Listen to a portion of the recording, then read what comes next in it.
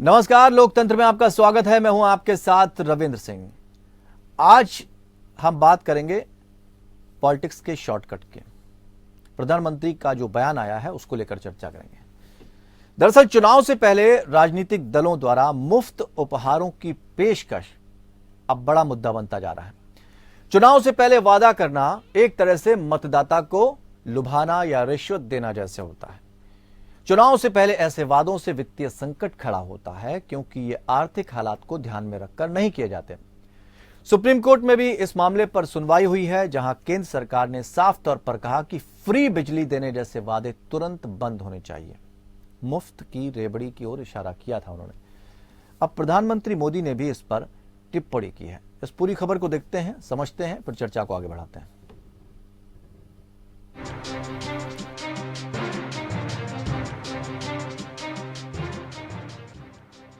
नागपुर में विकास योजनाओं का लोकार्पण करने पहुंचे प्रधानमंत्री नरेंद्र मोदी ने विपक्ष पर करारा हमला बोला।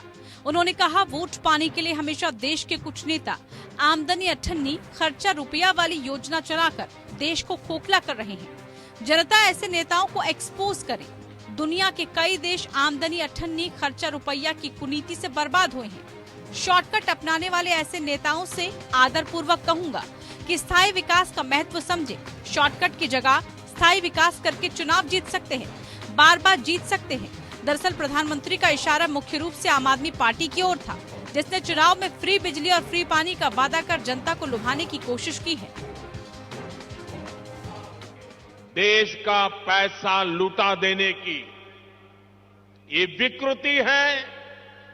करदाताओं की गाढ़ी कमाई को लुटा देने की शॉर्टकट अपनाने वाले ये राजनीतिक दल, ये राजनीतिक नेता देश के हर करदाता के सबसे बड़े दुश्मन है, जिनका मकसद सिर्फ सत्ता में आना होता है, जिनका लक्ष्य झूठे वायदे करके सिर्फ सरकार हड़पना होता है, वो कभी देश नहीं बना सकते। आपको बता दें कि सुप्रीम कोर्ट में भी राजनीतिक दलों द्वारा मुफ्त उपहारों की पेशकश के मामले में दायर जनहित याचिका पर सुनवाई हुई है। याचिकाकर्ता ने पूर्व सुप्रीम कोर्ट के जज के नेतृत्व में समिति बनाए जाने की मांग की।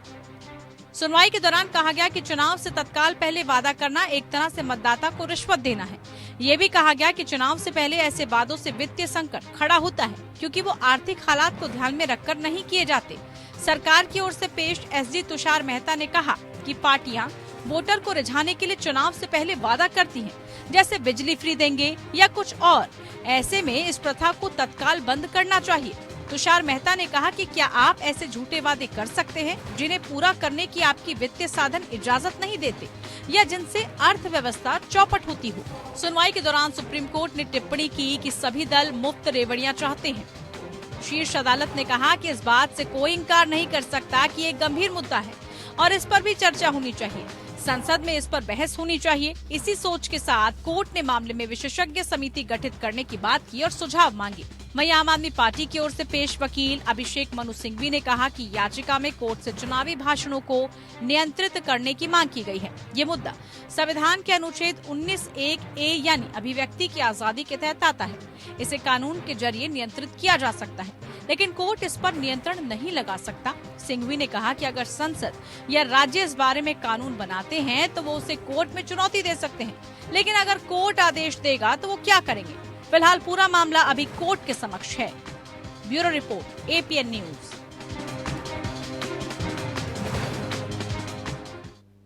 तो यहां पर यह समझना होगा कि जिस तरह से प्रधानमंत्री ने जो बात कही है वो निश्चित तौर पर अमल में लाने वाली है। ये समझना होगा कि सारी चीजों को किस तरह से देखा जाए। 4 खास मेहमान इस चर्चा में हमारे साथ शामिल हैं। चारों से आपको रूबरू करवाना चाहेंगे और उसके बाद इस चर्चा को आगे बढ़ाएंगे। हमारे साथ आर के मिश्रा, प्रवक्ता भारतीय जनता पार्टी, रत्नाकर सिंह, प्रवक्ता कांग्रेस, और नीरज जैन, राजनीतिक विश्लेषक के तौर पर हमारे साथ रहेंगे, और DK पाल, प्रवक्ता आम आदमी पार्टी। आप सभी मेहमानों का बहुत बहुत स्वागत करते हैं। आर के मिश्रा जी, आपसे शुरुआत करना चाहेंगे और समझना चाहेंगे कि भाई आखिर प्रधानमंत्री ने जब इस तरह का बयान दिया है तो ये इशारा किस तरफ है उनका? और देखिए रविंदर जी, यहाँ पर इशारा तो बिल्कुल स्पष्ट है। आपने या हमने देखा है जो किस तरह से आम आदमी पार्टी हो और या कांग्रेस हो, हमने दोनों को हमने देखा है जो किस तरह से एक मुफ्त की जो बातें हो रही है, जिसका अनियोजित ढंग से, जिसका कहीं पे भी आपने देखा होगा जो कि जो कोई भी प्रोजेक्शन नहीं होता, कोई प्लानिंग नहीं होती और अनावश्यक ही जो है पता नहीं कितने वादे करके राज्यों के ऊपर में जो बोझ बढ़ाने का काम करते हैं। आपने या हमने सबने देखा है जो किस तरह से आम आदमी पार्टी एक कम समय में खास करके मुफ्त की जब बातें करते हैं तब वो मुफ्त बात करते करते आज हम देख रहे हैं जो कि राष्ट्रीय पार्टी के सामने कगार मतलब लाइन में खड़ी आकर के खड़ी हो गई है। ये सब सारी बातों को हम सबको देखना पड़ेगा।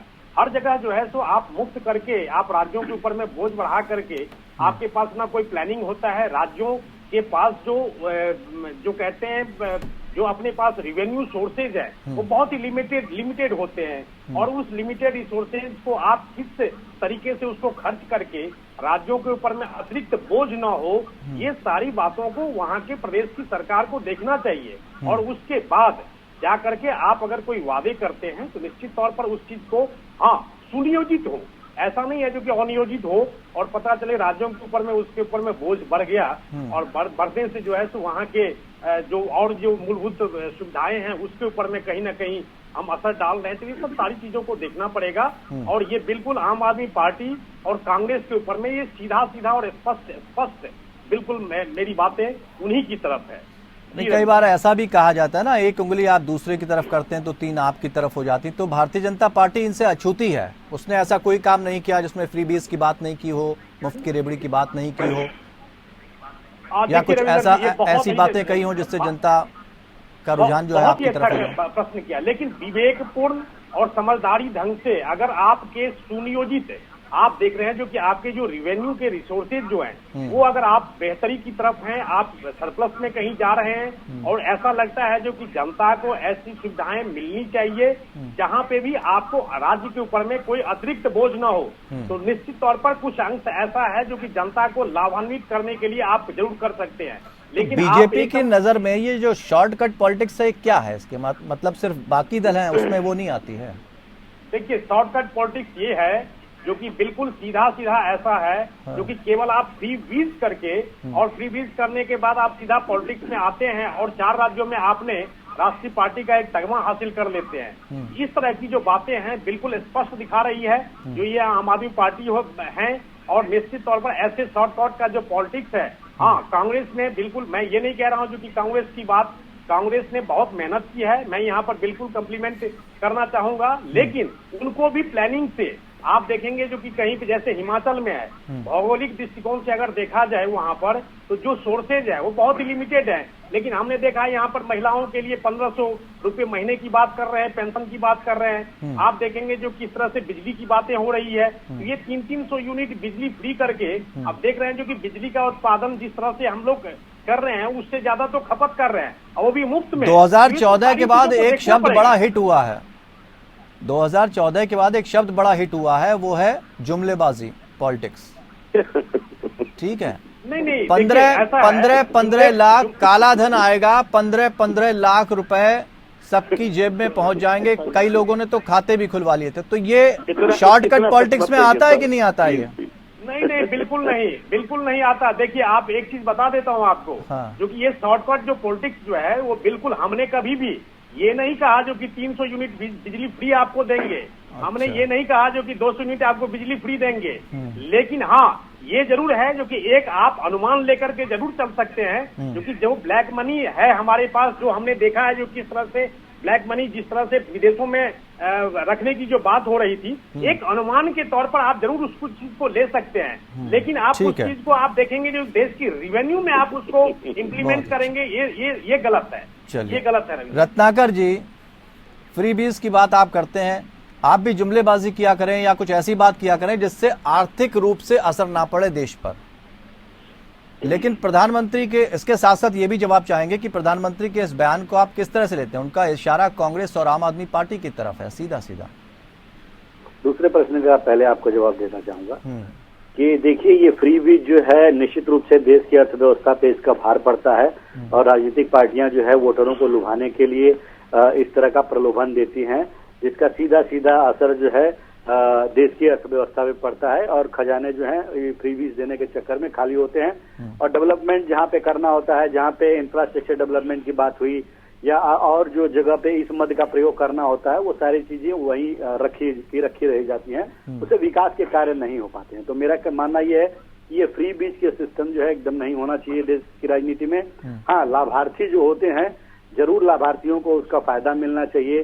जो किसान है जो लोन देने में अक्षम है तो उनको जो है लोन माफ करना चाहिए, या जो भी महिला है विधवा पेंशन है, चाहे जो अन्य प्रकार के जो तमाम तरह के लाभार्थियों के लिए स्कीम चलती है, सरकार चलाती है, तो वो लाभार्थियों को डायरेक्ट मिलते रहना चाहिए। तो प्रियंका गांधी ने भी कई बार कही स्कूटी ये मिलेगी, ये मिलेगा, वो मिलेगा, तो इस तरह की चीजों को अगर सब समझते हैं तो फिर इस तरह की बयानबाजी चुनाव के समय होती क्यों है? जी रविंद्र जी, प्रियंका गांधी ने ये नहीं कहा कि स्कूटी सबको मिलेगा। मेधावी छात्रों की बात किया उन्होंने कहा कि मेधावी छात्रों को जो पढ़ने में तेज हैं और जिनका स्थान आता है स्कूल कॉलेज में रैंकिंग आता है उनको जो है स्कूटी देने की बात प्रियंका गांधी ने कही। पहले प्रश्न पे मैं आ जाता हूं अभी। पहला प्रश्न आपका, उसमें मैं ये कहना चाहूंगा कि देखिए आम आदमी पार्टी तो जरूर फ्री बीज देती है और थोड़े ही समय में चूंकि जनता तो उसका हानि लाभ बहुत ज्यादा समझ नहीं पाती है और फ्री बीज के चक्कर में आके जरूर इनको वोट दे देती है। लेकिन ये भारतीय जनता पार्टी फ्री बीज से भी 2 कदम आगे बढ़ के काम करते हैं, शॉर्टकट पॉलिटिक्स करते हैं। शॉर्टकट पॉलिटिक्स इस तरह करते हैं, ये तो जनता को वादा करते हैं, मिला नहीं मिला तो कोई बात नहीं, ये तो डायरेक्ट ऑपरेशन लोटस करते हैं। मतलब तो आपके टाइम में एक नारा बड़ा बुलंद हुआ था, गरीबी हटाओ, हट गई? नहीं, मैं वो पहले ही इसका जवाब दे लेता हूँ, आपको गरीबी हटाओ पे आता हूँ। देखिए ये क्या है, ये Bharatiya Janata party shortcut politics की बात जहाँ पे चल रही थी, मैं ये कहना चाहूंगा कि क्यों नहीं कहते हैं प्रधानमंत्री जी कि आप काम करिए और विकास करिए तो आपको जनता बार बार चुनेगी। आपने देखा होगा कि गुजरात में जब भी चुनाव हो रहा था तो कहीं पे भी विकास की कोई चर्चा नहीं हो रही थी, सिर्फ ध्रुवीकरण का काम चल रहा था, विक्टिम कार्ड खेले जा रहे थे। तो ये जो है ये डायरेक्ट विश्वास रखते हैं ऑपरेशन लोटस में, जहां हार गए वहां पे विधायकों को पैसा दे करके, लालच दे करके, मंत्री पद दे के उनको तोड़ करके डायरेक्ट सत्ता हासिल कर लेंगे। मध्य प्रदेश, कर्नाटक, गोवा, महाराष्ट्र, ये तमाम राज्य हैं इनको उदाहरण। और रही गरीबी हटाओ की, देखिए मैं रविंद्र जी एक चीज कहना चाहूंगा, भारत देश जब आजाद हुआ था उस समय देश में मतलब गरीबों की संख्या बहुत ज्यादा थी। मतलब मैं अगर कह लूंगा तो 70-80% लोग, 90% लोग जो है गरीबी रेखा के नीचे आ रहे थे। लेकिन आज की परिस्थिति, कांग्रेस ने अपने 55 साल के शासन काल में उसको धीरे धीरे लोगों को गरीबी रेखा के ऊपर उठाने का काम किया। तो हम ये नारा देंगे तभी तो उस पर काम कर सकते हैं, और हमने काम किया है। और देखिए कोई भी गरीबी ओवरनाइट या एकदम से नहीं खत्म हो जाती। आपने काम किया होता तो राजीव गांधी जी जब अपने टाइम पे किया कहते थे कि 1 रुपया चलता है 15 पैसे तक नीचे पहुंचते हैं, तो ये स्थिति नहीं आती ना अगर इस तरह से ठीक तरह से काम होता है। खैर हम आते हैं उस पे, आते हैं डीके पाल के भी पास जाते हैं। डीके पाल साहब, अरविंद केजरीवाल जब से आए हैं नई चीजें सिखा रहे हैं वो। अब फ्रीबीज का सिखा दिया कि भाई मुफ्त बिजली ले लो, मुफ्त पानी ले लो, तो इस तरह की चीजें होती है। आम आदमी पार्टी पे सबसे ज्यादा दोष मढ़ा जा रहा है और आपकी तरफ इशारा भी था प्रधानमंत्री का। जी रविंद्र जी, देखिए अच्छा है कांग्रेस पार्टी आम आदमी पार्टी के नेताओं की नकल करने लगी है और उसके लिए भी अकल चाहिए। मैं आपको बता दूं, किसके पास अकल नहीं, बीजेपी के पास या कांग्रेस के पास? देखिए ये तो जनता बताएगी किसके पास नहीं है, पर मैंने जो बात कही है वो बड़ी गंभीरता से कही है जी। मैं सुप्रीम कोर्ट पर अपनी कोई टिप्पणी नहीं दूंगा। मैं ये समझना चाहता हूँ प्रधानमंत्री जी से कि 2014 के बाद जैसा आपने भी कहा कि 2 करोड़ नौकरियां मिलेगी आपको, तमाम इस तरह के झूठे वादे, काला धन वापस आएगा, पूरे देश में लोकपाल होगा, 0 टॉलरेंस की सरकारें बनेगी और देश में गरीबी हटेगी, नौजवानों को रोजगार मिलेगा। सुप्रीम कोर्ट को इस पर भी चिंतन करना चाहिए। देखिए आप जनता के चुने हुए विधायक को 5000 यूनिट बिजली फ्री दे सकती है सरकार, उनको 1 लाख लीटर साल में पानी दे सकती है, तमाम तरह की सुविधाएं तमाम दे सकती है, लेकिन अगर आम आदमी को 300 यूनिट पानी बिजली फ्री मिल जाएगा तो भारतीय जनता पार्टी और कांग्रेस के पेट में दर्द हो जाएगा। और यदि बहनों को उनको बसों में टिकट फ्री हो जाएगा जो 10, 20, 30 रुपए का होता है टिकट, इनके पेट नहीं, में सवाल दर्द ये हो थोड़ी जाएगा। ना है डीके पाल साहब, आप खूब फ्री बांटो, अपनी जेब से बांटिए ना।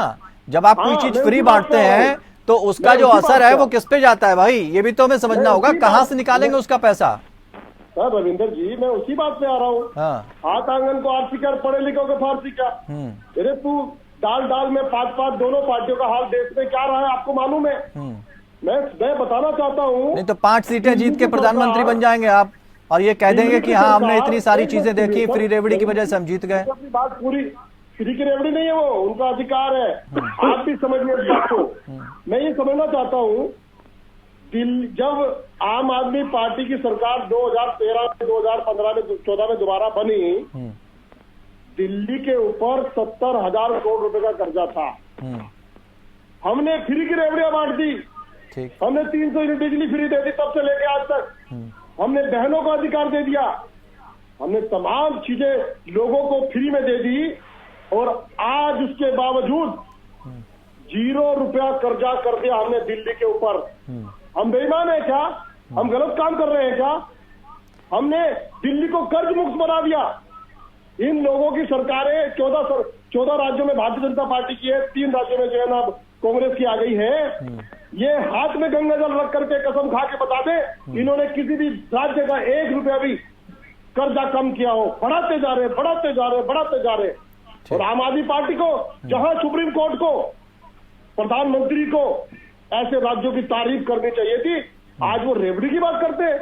ठीक है, ठीक है, की बात करते हैं। नीरज जैन जी, आपने तीनों वक्ताओं को सुना, आपसे हमेशा अपेक्षा ये रहती कि हमें कुछ और समझने को और जानने को मिलेगा। दर्शक भी बहुत उत्साहित रहते हैं कि हाँ नीरज जैन जी आज कुछ खास बताने वाले। ये मुफ्त की रेवड़ी देना जो शब्द अब इस्तेमाल किया जा रहा है, आम आदमी पार्टी कह रही है कि हम तो जनता का हक दे रहे हैं, जो पहले कांग्रेस भी करती आई। ऐसा नहीं किसी एक पार्टी ने किया है, वक्त वक्त पर हर कोई इस तरह की बातें करता है और सत्ता में आ जाता है। लेकिन हम आपसे ये समझना चाहेंगे कि असल में हकीकत क्या है, मुफ्त की रेवड़ी है या जनता का अधिकार है? देखिए, जनता का कोई अधिकार नहीं है। और मुफ्त की रेवड़ी बांटने के अगर आप परंपरा बहुत गौर से अगर ध्यान दें तो मिश्रा जी जो सब कह रहे थे वो आज प्रधानमंत्री जी का भी संबोधन हमने नागपुर का सुना, सारी चीजें देखी। आखिर एकदम से कैसे आमदनी ठन्नी खर्चा रुपया याद आ गया, हिमाचल खो गया तो याद आ गया, एमसीडी खो गया तो याद आ गया। अब देखिए कि चीज गौर कीजिएगा। और उसके बाद जो है आपने मैनपुरी खो दिया तो याद आ गया, खतौली खो दिया तो याद आ गया। अरे भाई माननीय प्रधानमंत्री जी, इस देश को सर्वाधिक फ्री की चीजें बांटने का जुमला आपने 2014 में डाल करके आप सत्ता में आए और उसको हर राजनीतिक दल ने पकड़ लिया। अरविंद केजरीवाल या कांग्रेस किसी का दोष किसी का नहीं है, कर सब रहे हैं। ये बताइए आखिर ये जा कहाँ रहा है? आप तो इनकम टैक्स पेयर जो है उन्हीं की जेब पर तो डाका पड़ रहा है, फ्री में कोई नहीं बांट रहा। अब आप एक चीज जानिए कि 2014 में जो 24 करोड़, मिश्रा जी ध्यान दीजिएगा, 24 करोड़ हमारे गरीब लोग थे, वो 22 आते आते 84 करोड़ कैसे हो गए? एक प्रश्न। दूसरा ये जानिए कि अभी इन लोग, अभी आप बीजेपी, अभी हमारे यहाँ उत्तर प्रदेश राज्य में अभी चुनाव संपन्न हुए, आपको सबको मालूम है। उत्तर प्रदेश राज्य का आप इनका बीजेपी का मैनिफेस्टो देख लीजिए, हर पार्टी का मैनिफेस्टो देख लीजिए, and nobody is paying any attention towards रोटी, कपड़ा और मकान, जो बुनियादी हमारी बेसिक नीड्स है, इनकी तरफ कोई ध्यान नहीं दे रहा। अगर आप बताइए, एक तरफ आप पूरी की सारी चीजें बांट रहे हैं, हम इनकम टैक्स पेयर से सब ले रहे हैं, और दूसरी तरफ देखिए भारत के पूरे खिलाड़ियों को मिलने वाले रेलवे कंसेशन वो आपने खत्म कर दिए, सीनियर सिटीजन्स को मिलने वाले कंसेशन खत्म कर दीजिए। प्रधानमंत्री जी, आपकी हर बात को पूरा देश मारने को तैयार है, बस एक बात ये बताइए, क्यों नहीं आप विधायकों के, सांसदों के और सब लोगों के सारे कंसेशन खत्म कर देते हैं? तो ये कोई नहीं करेगा। आप अपनी जेब तो भर रहे हैं और आपकी चीजों को पकड़ के लोग सत्ता में आ रहे हैं। भाई हिमाचल में क्या हुआ? हिमाचल आप हार गए, क्यों हार गए? ओल्ड पेंशन स्कीम, हमने आपके सामने कई बार कहा था, old pension scheme social security है and that will play a very important role. वहां का रिजल्ट पलटेगा। अब पलट गया। अब आपने 5-5 रैली की, सोलन से लेके चंबा तक गृह मंत्री ने रैली की, सबने की, उसके बाद आपने भी फ्री बांटने की बात कही। किसी ने ज्यादा बांटा, किसी ने कम बांटा। ये फ्री की प्रथा खत्म होनी चाहिए, क्योंकि हम इनकम आय करदाताओं की जेब पर डकैती पड़ रही है। और आप ये सब्सिडी खत्म कर देने आप एक तरफ और उधर चीजें बांट रहे हैं, तो ये सारी चीजें नहीं होनी चाहिए, क्योंकि इसका दुष्प्रभाव हमारी अर्थव्यवस्था पर पड़ता है। और सबसे बड़ा विषय, इस चीज को और ध्यान दीजिए, हम आप सब देश के नागरिक हैं, किसी पार्टी के हम प्रवक्ताओं, अलग बात है, सच को तो हम लोग स्वीकार करें, सच हम स्वीकार नहीं कर रहे हैं। जब हमारा रुपया डॉलर जो है 48 था, आज 83 हो गया, रिवर्स हो गया। कैसे हो गया?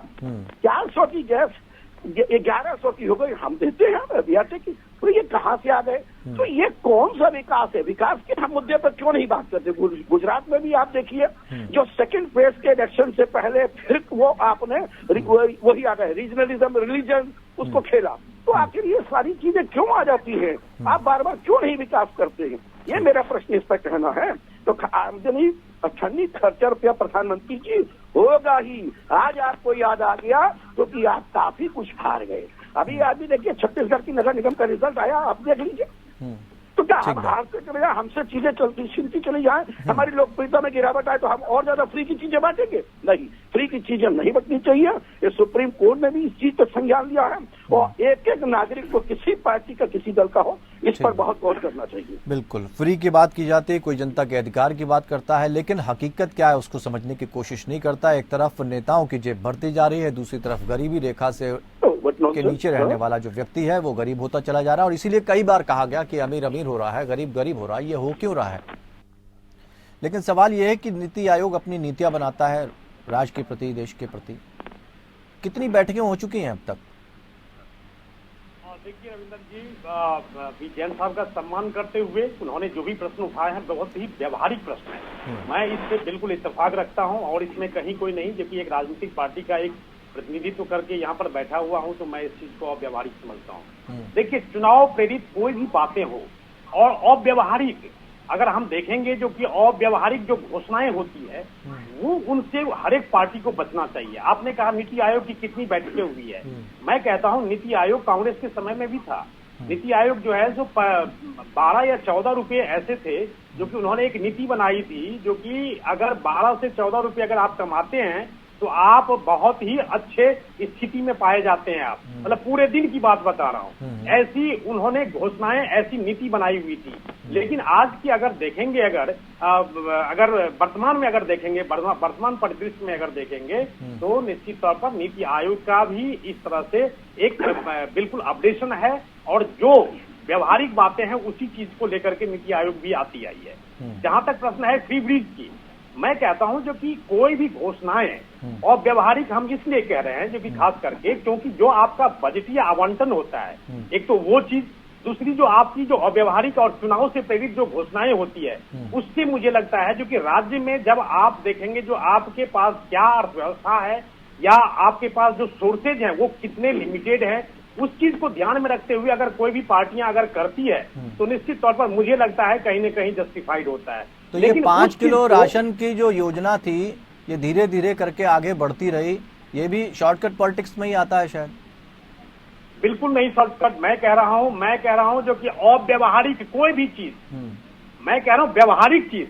और जैसे आपने कहा जो कि इस तरह की बातें, तो मैं कहता हूं क्या मुफ्त शिक्षा, अगर मान लीजिए कोई गरीब कल्याण के लिए अगर मुफ्त शिक्षाएं अगर किसी को दी जाती है और बच्चों को मुफ्त शिक्षाएं दी जाती है, तो क्या ये अव्यवहारिक हो गया? अच्छा, मुफ्त शिक्षा और मुफ्त राशन देने में कोई फर्क नहीं है?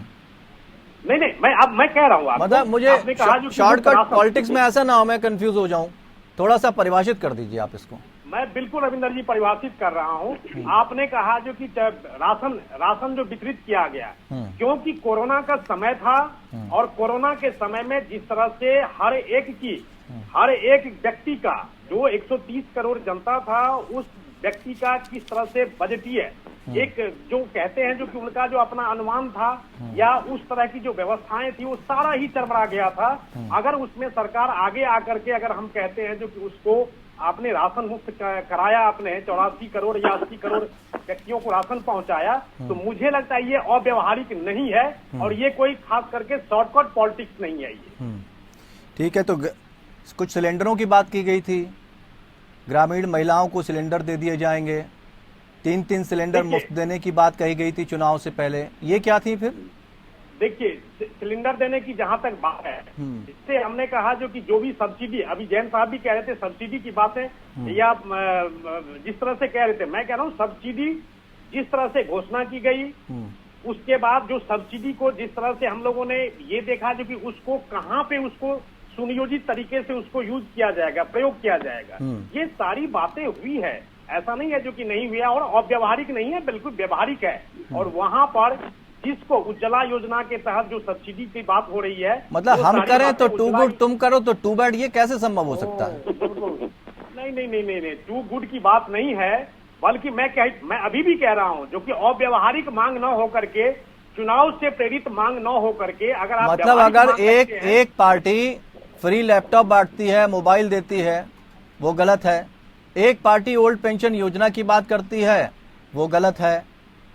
और आपकी तरफ से अगर ऐसी कोई बात, अभी आप ही शिक्षा की बात कर रहे थे, मुफ्त शिक्षा की, देखिए मैं एक चीज वो सही है। आप या हम जो भी प्रदेश की हो चाहे केंद्र की सरकार हो, आपको अर्थव्यवस्था को सबसे पहले ध्यान में रख करके बात करनी पड़ेगी। ऐसा नहीं है जो कि प्रदेश के ऊपर में आप आर्थिक बोझ 5 साल के अंदर आए और 5 साल के अंदर में आर्थिक बोझ आपने इतना कर दिया जो कि वो प्रदेश सरकार जो है तो कहीं और केंद्र सरकार से हाथ फैलाने की बात। आपकी सरकार में चीजें सुधर गई तो बेरोजगारी दर 8.1 कैसे पहुंच गई?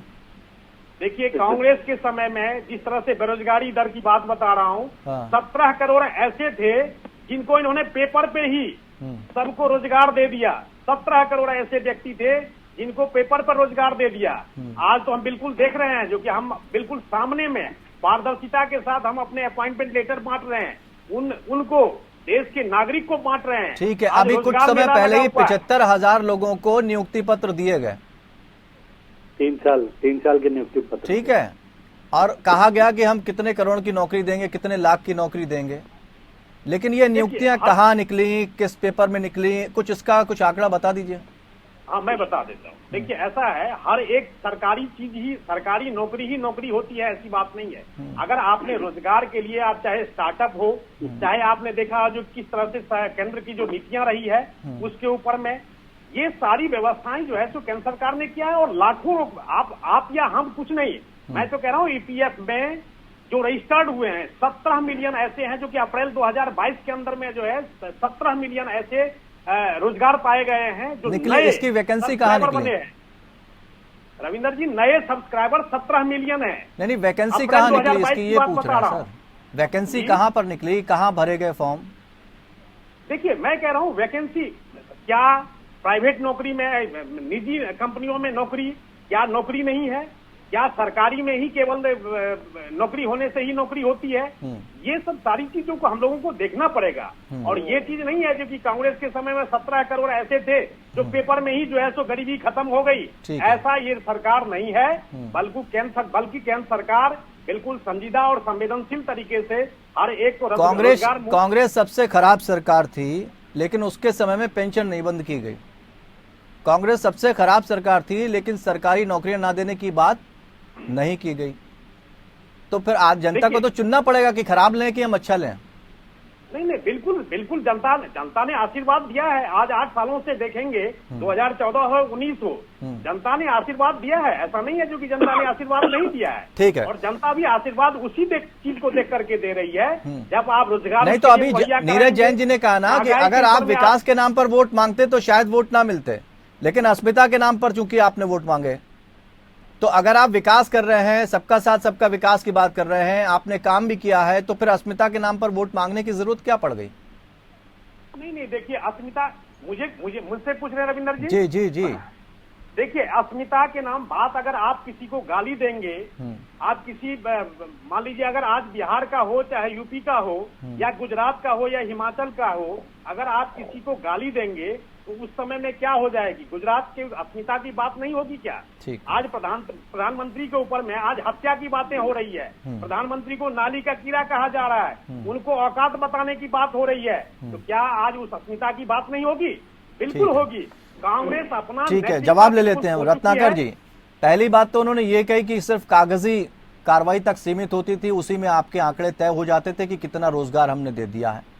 तो वो कांग्रेस का जो है वो पर्दाफाश हो गया, जनता ने उसको नकार दिया। दूसरी बात, वो बयानबाजी कह रहे हैं कि भाई जब आप इस तरह की गाली गलौज करेंगे या इस तरह की अभद्र भाषा का प्रयोग करेंगे, आज भी अगर देखा जाए तो एक बयानवीर आपके सामने आया है जिसने किस तरह की बयानबाजी करी है, तो ये इस तरह की बयानबाजी से क्या मिलना है? देखिए, पहले मैं बात कर लेता हूं कांग्रेस के समय के रोजगार की। तो देखिए, कहीं न कहीं हम सरकारी नौकरियों को जो तवज्जो देते थे और हमने सरकारी संस्थाएं बनाई, नवरत्न बनाए। तो नवरत्न बनाने के माध्यम से हम लोगों को सरकारी नौकरियां देते थे और उनको पेंशन भी देते थे। तो ये सारी चीजें हम करते थे। आज भारतीय जनता पार्टी क्या कर रही है?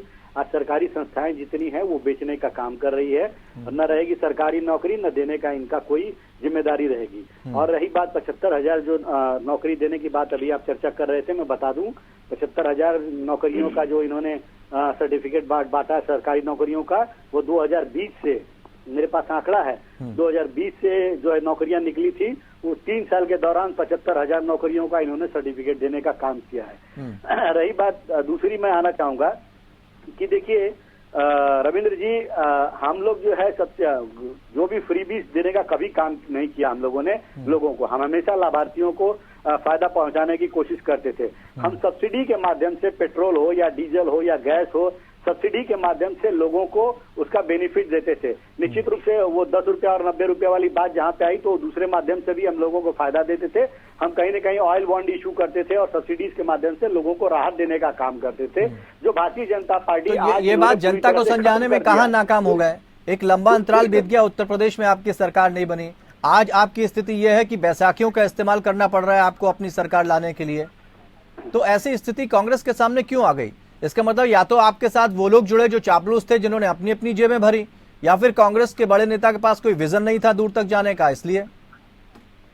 रविंद्र जी, देखिए, निश्चित तौर पे मैं कहूंगा कि पिछले 7-8 सालों में कांग्रेस का परफॉर्मेंस 2014 के बाद काफी जो है लो रहा। उसके बहुत सारे कारण थे, संगठन एक कारण था और इस तरह की तमाम चीजें थी जहां पे कांग्रेस ने अच्छा परफॉर्म नहीं किया। लेकिन पिछले 1-2 साल में आपने देखा कि जिस तरह से हम लोगों ने अपना एक रणनीति तैयार किया, जिस तरह संगठन को मजबूत करने का काम किया, जिस तरह से जनता से जुड़ने का काम किया है, आपने उसका नतीजा देखा कि किस तरह से हिमाचल में जो हम लोगों ने विजयश्री हासिल किया। आने वाले समय में मैंने आपको एक डिबेट में भी कहा था कि हिमाचल हम जीत रहे हैं और हम 8 तारीख को बैठेंगे तो बात करेंगे कि हिमाचल हम जीत रहे हैं। मैं आज भी आपको कहूंगा कि हम जिस तरह से काम कर रहे हैं, जिस तरह से सड़कों पे उतर के लोगों से मिल रहे हैं, उनकी समस्याओं को सुन रहे हैं, उनकी बातों को सुन रहे हैं, हम मध्य प्रदेश भी जीतने वाले हैं, हम कर्नाटका भी जीतने वाले हैं, हम राजस्थान भी रिपीट करने वाले हैं। देखिए, जीत हासिल करना बड़ी बात नहीं है ना रत्नाकर जी, जीत हासिल करना बड़ी बात नहीं है, सत्ता को बचाए रखना बड़ी बात है। आपने जो वादे किए हैं, अगर आपने पूरे नहीं किए तो जनता फिर क्या करेगी आपको पता है। आपने ओल्ड पेंशन स्कीम की बात करी, उस पर आपको खरा उतरना होगा। आपने कहा अग्निवीर जैसी योजना वापस लेंगे, आप कर पाएंगे या नहीं कर पाएंगे ये भी देखना होगा ना। देखिए, हमने ये भी तो शॉर्टकट पॉलिटिक्स का कहीं ना कहीं एग्जाम्पल है ना। जो है पुरानी पेंशन योजना है या फिर सेना में परमानेंट नौकरियों की भर्ती हुई, ये सारी चीजें हमने की है। हमारे लिए कोई नया नहीं है, ये आम आदमी पार्टी के लिए नया हो सकता है, लेकिन कांग्रेस ने अपने शासनकाल में ही जब आपने की है तब केंद्र में भी थी ना, अब तो आप केंद्र में नहीं है।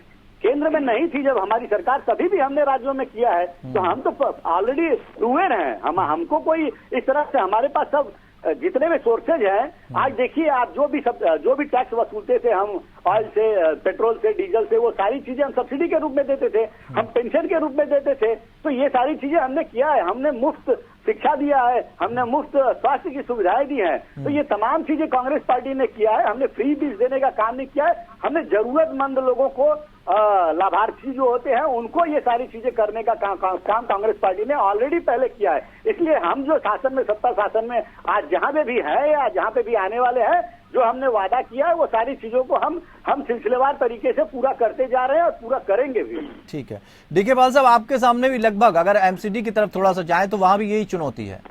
कि आपने बहुत सारी बातें ऐसी कह दी हैं, जैसे कूड़े का ढेर, तो कूड़े ने एक तरह से देखा जाए एक दल का कचरा करके रख दिया, जिस तरह की एक कहावत है वो मैं कहना चाह रहा हूं, कोई पर्टिकुलर किसी पर आक्षेप नहीं है, लेकिन इस तरह की चीजें कहीं ना कहीं आपको परेशान ना कर दें। भारतीय जनता पार्टी को लगा कि हम ये वादे पूरे नहीं कर पाएंगे, चलो आपने कर दिए, अब जाओ आगे करो जाके पूरे, तो आपके सामने भी चुनौती है और कांग्रेस के सामने भी चुनौती है। तो शॉर्टकट पॉलिटिक्स इस तरह की यूज होती क्यों है? देखिए रविंदर जी, इस देश में मापदंड तय हो रहे हैं, जिम्मेदारियां तय हो रही हैं। बड़ी झूठ की कंपनी भारतीय जनता पार्टी और भ्रष्टाचार की कंपनी कांग्रेस पार्टी को देश में क्या करोड़ जवाब दिया है वो सब जानते हैं। दिल्ली में क्या जवाब दिया है, पंजाब में क्या हुआ है वो समझिए। आप भारतीय जनता पार्टी के प्रवक्ता जी और नेता आदरणीय नीरज जैन जी की बात को नैतिक आधारों पर स्वीकार करते हैं, लेकिन उनकी बात को लागू करने के लिए इनके पेट में दर्द हो जाता है। हमारा ये कहना है, आज तक आप ईमानदारी से, रविंदर जी मैं आपसे सवाल करना चाहता हूँ, आम आदमी पार्टी ने दिल्ली में सरकार बनाई, भाई मैं कांग्रेस पार्टी का प्रवक्ता नहीं हूँ सर, 90% को पूरा किया। आप एक वायदा मुझे बता दीजिए कि दिल्ली की सरकार ने ये कहा था और नहीं हुआ। और सुनिए, अभी 7-8 महीने मैं बता दे रहा हूँ आपको, मैं बता दे रहा हूँ। हाँ बता दीजिए। शराब की आबकारी नीति लाए थे, वापस ले लिया आपने। हाँ बिल्कुल, बहुत सही सवाल किया आपने, बहुत सही बात बताई है। और सत्येंद्र जैन साहब जेल में हैं। सुन लीजिए। Yes exactly. जिस पर पॉलिसी बना करके दिल्ली की सरकार का, आधी अधूरी सरकार का, आपको मालूम ही है क्या अधिकार है हमारे पास में, किस प्रकार की व्यवस्था है। हमने एक पॉलिसी बना करके एलजी को दी, एलजी ने मोहर लगा दी, हमने इस पे काम शुरू कर दिया। लागू होने से 3 दिन पहले एलजी केंद्र सरकार के दबाव में आकर के कहते हैं कि ये पॉलिसी ये लागू नहीं हो सकती है। अब आम आदमी पार्टी इसमें कोर्ट में जाती है, इनसे पूछती है, जब आपने इसको लागू करने की बात कही थी दिन, और हमने लोगों से, जिन लोगों को ठेका दिया जाना था उनसे कार्रवाई पूरी करा ली, कागजी पूरी करा ली, तो आज आप बंद क्यों कर रहे हैं? क्यों नहीं आई कांग्रेस पार्टी हमारे साथ में? क्यों नहीं आई दूसरे दल हमारे साथ में? क्यों भाजपा ने ये दोहरा चरित्र जनता को दिखाने का काम किया? मैं समझना भी चाहता हूँ, समझाना भी चाहता हूँ। देखिए रविंदर जी, आम आदमी पार्टी देश में वो पार्टी है जो बात कहती है पूरा करती है। पंजाब में 7 महीने की सरकार हुई है। अभी तक का जो रिकॉर्ड आया ना डीके पाल साहब, उसमें देखा यह जा रहा आपकी लड़ाई होती भारतीय जनता पार्टी से और आप नुकसान पहुंचा देते हो कांग्रेस को। ये तो कांग्रेस का, देखो ये कांग्रेस की किए हुए कर्मों का फल है। आप समझिए बात को, जब आपकी सरकारें 15 साल तक किसी राज्य अच्छा, मतलब आप आरोप आक्षेप सारे भारतीय जनता पार्टी पे लगाते हैं और उसका असर होता है कांग्रेस पार्टी पे। ये तो मिसगाइडेड मिसाइल हो गई ना आपकी। उनके कर्मों के वजह से उन्होंने इतना भ्रष्टाचार इस देश में पैदा कर दिया, जिसको खत्म करने का काम केजरीवाल जी कर रहे हैं। केजरीवाल जी को डबल मेहनत करनी पड़ रही है कांग्रेस की वजह से। और भारतीय जनता पार्टी के झूठ का पिटारा बड़े बड़े विशेषज्ञ इस बात को, अरे सर हिमाचल प्रदेश में शून्य पर आप सिमट गए, वहां कुछ दिखा नहीं। आप पूरी सरकार बनाने की बात कर रहे थे गुजरात में, वहां पर 5 सीटों पर सिमट गए। नीरज जी आपके पास आएंगे, लेकिन आर के मिश्रा कुछ कहना चाह रहे थे आप, आपकी बात सुनकर फिर नीरज जी के पास जाएंगे। 1 मिनट दे दीजिएगा, मैं पॉल साहब जो कांग्रेस के ऊपर बात कर रहे थे, मैं जरा जी अभी समय है, आएंगे आपके पास एक एक जी। कांग्रेस के समय में अभी हमारे मित्र कह रहे थे अभी, सोना गिरवी रखने का काम भारतीय जनता पार्टी ने कभी नहीं किया। और जहां तक ऑयल बॉन्ड की बात है, मेरे प्रवक्ता महोदय, मैं कह रहा हूं, क्योंकि आज ऑयल बॉन्ड अगर नहीं होता ना तो पेट्रोल की कीमत कहां होती और वो जनता को कितना लाभ मिलता, इस चीज को समझने की जरूरत है। आपने ऑयल बॉन्ड तो बना तो दिए, लेकिन बोझ आप किसके ऊपर में डाल दिया आपने? तो ये सब सारी बातों को ध्यान में रखते हुए, और जहां तक नहीं, वो सोना जो गिरवी रखा था उससे देश को नुकसान हुआ था, आज कुछ फायदा है उसका कि नहीं है? देखिए ऐसा है, मुझे जवाब देने का मौका दीजिए। जी मेरा रिक्वेस्ट रविंदर जी, ऐसा है जो कि आज देश के अंदर में वो स्थिति नहीं है। और पाल साहब जहां तक कह रहे थे 8 सालों में इन्होंने दिल्ली को बदलने का काम किया है। अरे प्रवक्ता महोदय, रत्नाकर जी आपकी बात का जवाब दे रहे हैं। मुझे समय दीजिएगा रविंदर जी, ठीक है रत्नाकर जी खत्म कर लेंगे। हाँ बोलिए, दोनों लोग मुझे समय दीजिएगा। जी बिल्कुल आ रहे हैं रत्नाकर जी, आ रहे हैं। आबकारी में नीति हो, चाहे बस टेंडर में जिस तरह से 1000 बसों के टेंडर के ऊपर में जिस तरह से घोटाले की बात आई, जैसे आपने देखा 2419 करोड़ रुपए जमुना की सफाई के नाम पर केंद्र सरकार से इन्होंने पैसे तो ले लिए, लेकिन जमुना की क्या स्थिति है वो हमने सबने देखा। तो आपके किसी नेता ने भी ये कहा था ना कि अगर सफाई नहीं हुई, गंगा निर्मल धारा नहीं हुई तो हम क्या कर लेंगे। आप रविंदर जी कानपुर देखें या बनारस देखें या पटना देखें, जहां जहां शहरों के साथ अगर गंगा नदी बहती है वहां पर देखें कितने निर्मल जल वहां पर बिल्कुल बन चुके हैं। ठीक है, रत्नाकर जी जवाब दीजिए मिश्रा जी की बात पर। जी जी जी, देखिए ये भारतीय जनता पार्टी है, शायद मिश्रा जी के पास आंकड़े नहीं है, लेकिन मैं बता देता हूँ। ऑयल बॉन्ड की बात करते हैं, ऑयल बॉन्ड की शुरुआत जो है अटल सरकार में शुरुआत हुई थी, और जब 2014 में हमने जब इनको सत्ता हस्तांतरण किया, इन्होंने जब ये सत्ता में आए तो उस समय ऑयल बॉन्ड 1.44 लाख करोड़ बाकी था, और इन्होंने 28 लाख करोड़ रुपया टैक्स के रूप में, एक्साइज ड्यूटी के रूप में इन्होंने इकट्ठे कर लिए हैं। तो भाई साहब, कहाँ 1.5 लाख करोड़ और कहाँ आपने 28 लाख करोड़ रुपया आपने जनता के पॉकेट से पैसे वसूल लिए। तो आप जरा तुलना कर लीजिए कि आपने क्या किया उस 28 लाख करोड़ का। और ये सोना गिरवी रखने की बात कह रहे थे, मैं पूछना चाहूंगा कि जब हमने सत्ता इनको दिया तो उस समय देश में विदेशी कर्ज 59 लाख करोड़ रुपया था, और आज 8 साल के दौरान देश में लगभग 150 लाख करोड़ रुपया विदेशी कर्ज हो गया है। हमने तो सोना गिरवी रखा तो हम तो लेके भी आए, आप विदेशी कर्ज कब उतारेंगे भाई साहब, जरा ये बता दीजिए। ठीक है, आगे विषय जल्दी जवाब दीजिए। मैं आम आदमी पार्टी के प्रवक्ता जो कांग्रेस पे बहुत आरोप लगा रहे थे, 1 मिनट लूंगा रविंद्र जी। जी, ये हमारे ऊपर कह रहे थे भ्रष्टाचार भ्रष्टाचार भ्रष्टाचार। अरे भाई साहब, आपका विधायक जो है गुलाब, याद है ना गुलाब सिंह, 80 लाख रुपया लेने के मामले में आपके ही कार्यकर्ता ने दौड़ा दौड़ा कर पीटा। सुकेश महाठग ने इतना बड़ा पत्र लिखा है उपराज्यपाल को, उस पर आपका क्या जवाब है। आपके पार्षद रंगे हाथों पैसे लेते हुए पकड़े जाते हैं। आपके दो मिनिस्टर जो है, पंजाब में भी स्वास्थ्य मंत्री घूस मामले में जेल में जाता है और दिल्ली में भी घूस के मामले में जेल में जाता है। तो आप उस पर क्या कहेंगे। आप जनता की राजनीति को छोड़कर, जनता के हित की बात करने को छोड़कर, जवाब आपको किससे चाहिए, पहला जवाब किससे चाहिए, पहला जवाब किससे चाहिए आपको। नहीं, मुझे दोनों लोग से जवाब चाहिए। ठीक है, डीके पाल जी पहले आप दे दीजिए जवाब, फिर मैं जाता हूं मिश्रा जी के पास। म्यूट पे हैं शायद आप, म्यूट पे हैं आप, म्यूट पे। डीके पाल साहब म्यूट पर हैं, लगता है फोन कट गया। मिश्रा जी आप दीजिए जवाब तब तक। देखिए, अभी कांग्रेस के हमारे मित्र कह रहे थे, मैं इतना कहना चाहूंगा, जो कि 17 करोड़ गरीबी जिस तरह से आपने कागजों में मिटा दिया ना, उसी तरह से आप 28 लाख करोड़ की आप बात कर रहे हैं आप। अरे कम से कम आप अपने अंदर मंथन करने की कोशिश करिए, जनता को भ्रमित करने की राजनीति जो है तो आप बंद करिए। आप 49 में से 39 विधानसभा चुनाव हार चुके हैं। वो कह रहे हैं आंकड़ों से प्रूफ करिए, ऐसे मत कहिए। बिना प्रूफ के ऐसी बातें न करें और जनता को भ्रमित करने की कोशिश अरे करें। सब आंकड़े हैं मेरे पास, जहाँ तक बात है, वाजपेयी जी की सरकार में आपने कहा है कितना था ऑयल बॉन्ड ही था तो कितना था, वो चीज भी तो बताइए ना। और आपके सरकार के समय में 1.44 लाख करोड़ था ऑयल बॉन्ड बाकी था 2014 में, मेरे पास आंकड़े हैं। और 28 लाख करोड़ आपने टैक्स के रूप में जनता से वसूल लिया। आज भी आप ऑयल बॉन्ड का रोना रो रहे हैं। और बात रही कांग्रेस की, हमने 27 करोड़ लोगों को गरीबी रेखा, ठीक है, 27 करोड़ लोगों को गरीबी रेखा के ऊपर किया यूपीए के शासनकाल में। आपने तो 23 करोड़ लोगों को गरीबी रेखा के नीचे कर दिया। ठीक है, आंकड़ों पे बात करिए ना, हवाई बात करने। ठीक है, आरके मिश्रा जी, डीके पाल भी जुड़ गए, डीके पाल भी जुड़ गए, आप आंकड़ों पे बात करिए। ठीक है, आरके मिश्रा जी, डीके पाल जी जवाब दीजिए। आंकड़े ही दे रहा हूं तब से। वो कह रहे हैं आपके विधायक पैसा लेते हुए पकड़े गए। सारे आपने सवाल सुने, रत्नाकर जी के जवाब दीजिए फटाफट।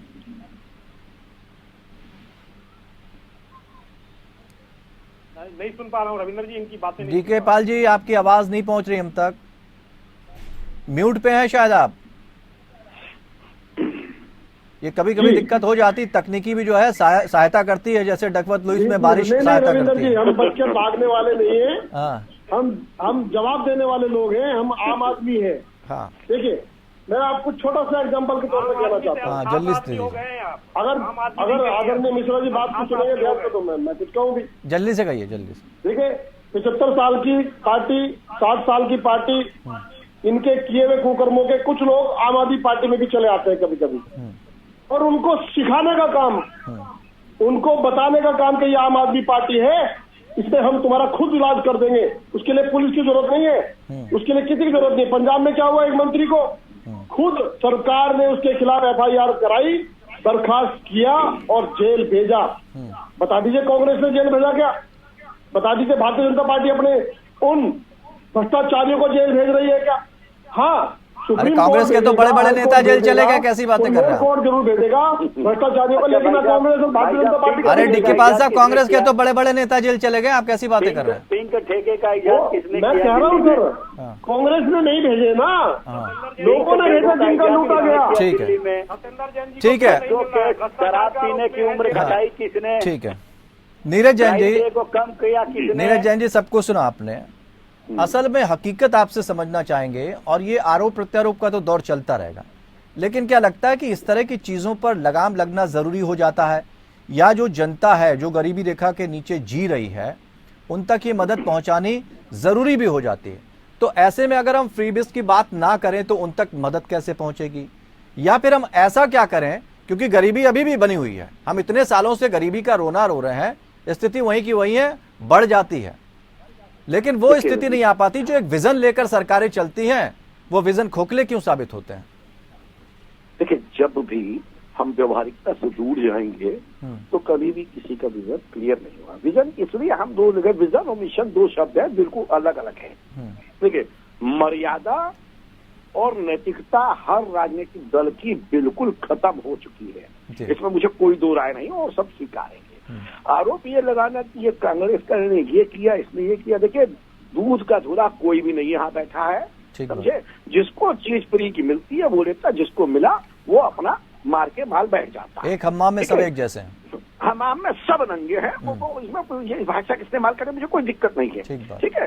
दूसरी बात ये हम ये कह रहे हैं कि ये जो फेरीवादी और ये सब बात रही है, देखिए एक हमारे यहाँ BPL है, बिलो पार्टी लाइन पीपल्स है, और उनको दे नीड, उनको हेल्प चाहिए। हमारे यहाँ हिंदू मेथोलॉजी में दशमांश का मेंशन है, और मुस्लिम टेक्नोलॉजी में आपका 40वांश बिल्कुल साफ साफ दिया है। और हम अपनी आय को कैसे बढ़ाएं, कैसे जनरेट करें, हम उन तक जो है चीजें पहुंचाएं। अब आप इनकम टैक्स का स्लैब बढ़ा करके क्या चीजें नहीं कर सकते हैं? इनकम टैक्स का स्लैब आपको संज्ञान में है, कहाँ से कहाँ पहुंच गया। लेकिन जो नीतियां बनाने वाली संस्थाएं हैं वो क्या सफेद हाथी साबित हो रही हैं आज? सर असल ये देखिए, जितनी भी नीतियां, जैसे नीति आयोग की आपने चर्चा की, और चाहे चुनाव आयोग, जो नीतियां बना रही हैं वो नीतियां गवर्नमेंट की गाइडलाइंस के अकॉर्डिंगली बना रही है, वो स्वच्छंद वातावरण में अपना काम नहीं कर पा रही है। अगर चुनाव में से पहले चुनाव आयोग से इतर अगर हम सारे राजनीतिक दल के नेताओं को बिठा करके एक कोड ऑफ कंडक्ट एक स्पेशल बना लें, भाई एक तो बहुत हमें कम्युनल हार्मोनी रखनी पड़ेगी, सबके साथ बैठ के एक बना लें कि अगर इस प्रकार का ये कोई करता है तो इसके खिलाफ इमीडिएट चुनाव आयोग को एक्शन में आना चाहिए। लेकिन जैन साहब, कई बार ऐसा देखा गया कि जब बैठकों की तो हम बात तब कर लेते हैं, बैठकों की तो हम तब बात कर लेते हैं जब कई राज्य ऐसे स्पेशल पैकेज की मांग करते हैं, उनको मिलते ही नहीं, क्योंकि साहब हमारी सरकार नहीं है वहां पर, इस तरह से उन्हें खामियाजा भुगतना पड़ता है। हम आपस में सहमति नहीं हो पाते, बैठकें ही नहीं हो पाती हैं। नहीं, कुछ ना कुछ तो ये करना पड़ेगा, ऐसा करना पड़ेगा। हर राज्य की अपनी अपनी अलग अलग समस्याएं हैं, तो हर राज्य में कई राज्य ऐसे हैं जिनको वाकई में पैकेज बिना वो केंद्र की मदद तो कुछ कर नहीं सकते, तो ऐसी एक नीति बनानी तो पड़ेगी आपको। इनकम रिसोर्सेज हमको और डेवलप करने पड़ेंगे, लेकिन अगर हम टोटल गवर्नमेंट सेक्टर को प्राइवेटाइजेशन की तरफ ले जाएं तो हम समझते कुछ नहीं हो पाएगा। भारतीय रेल पूरी दुनिया का सबसे बड़ा हमारा एक उपक्रम है, उसको आपने बेच दिया। अब आप ये बताइए, उसमें से प्राइवेट सेक्टर वाले आएंगे, वो तो 100 आदमी हटा के 20 आदमी से काम लेंगे। ठीक है, इस तरह के प्रयास पहले भी हो चुके हैं जैन साहब, समय सीमा इतनी थी, उन्हें हुए हैं, इधर एकदम से बहुत ज्यादा हो गए। अगर आप उसको देखें तो इतने प्रयास होने के साथ साथ हमारी अर्थव्यवस्था कहाँ चली गई, और अगर जितना निःशुल्क वितरण होता रहेगा और हम सोचेंगे कहाँ कैसे हम अपने इनकम रिसोर्सेज को डेवलप करेंगे, हम सोच ही रहे हैं अभी तक। खैर, हम सोच ही रहे हैं और सोचते रहेंगे, और लेकिन जनता जहां खड़ी है वहीं खड़ी रहती है और लुभावने वादे किए जाते हैं। बहुत बहुत शुक्रिया आप सभी मेहमानों का इस चर्चा में शामिल होने के लिए। लेकिन कहते हैं कि नीति और नियत अगर साफ हो तो फिर तस्वीर साफ हो जाती है भविष्य की, लेकिन ऐसा कुछ होते क्यों नहीं नजर आता अगर हम ये कहते हैं कि हम जनता के हित में काम कर रहे हैं। इस तरह के लुभावने वादे अब बंद होने चाहिए। जनता को यह समझ लेना चाहिए कि अगर दिक्कतें बढ़ती जा रही हैं, कम होने का नाम नहीं ले रही हैं और विकास की बड़ी बड़ी बातें कही जा रही हैं, तो जनता अब सचेत हो जाए, जो काम करे वोट उसको दे, उसी नेता को चुने, चेहरों पर ना जाए। चेहरों का क्या है, चेहरे बदलते हैं और नेताओं के तो रंग भी बदलते हैं, इसलिए इन रंगों को पहचानिए और अपने वोट का सही इस्तेमाल कीजिए। फिलहाल इतना ही, नमस्कार।